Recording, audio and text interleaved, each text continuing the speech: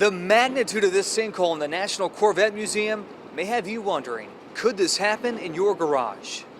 8 Corvettes remain parked in a collapsed sinkhole about an hour south of Louisville. Compared to Louisville, if Bowling Green is here and Louisville is here, About 100 miles in between, and yet a world away when it comes to what's underneath. and in this part of the state, we are extremely susceptible to significant sinkhole activity.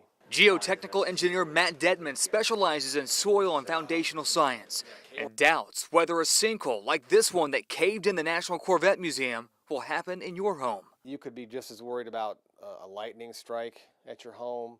It's such a rare instance that would happen directly under a house or under a building, significantly outside of the Bowling Green, Warren County area. Even in Warren County, there's not much a homeowner can do to prevent it. Companies shell out thousands before building. We do what's called a geotechnical investigation. We do a ground surface investigation, a subsurface investigation. We drill borings into the ground. A process not necessarily feasible for everyday people.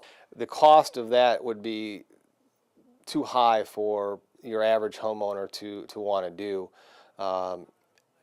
And because it's you could be looking in the range of $10,000 to $20,000 for one of these studies. And if you thought radon is an indicator, really the two are not related, because it's going to be produced whether there's a sinkhole, whether there isn't one. It's just the nature of the geology of the area. homeowners can opt for sinkhole insurance, exactly what the National Corvette Museum invested in decades ago. That hole has been there for quite some time. The building's been there 20 years, so that hole has been developing for 20 years.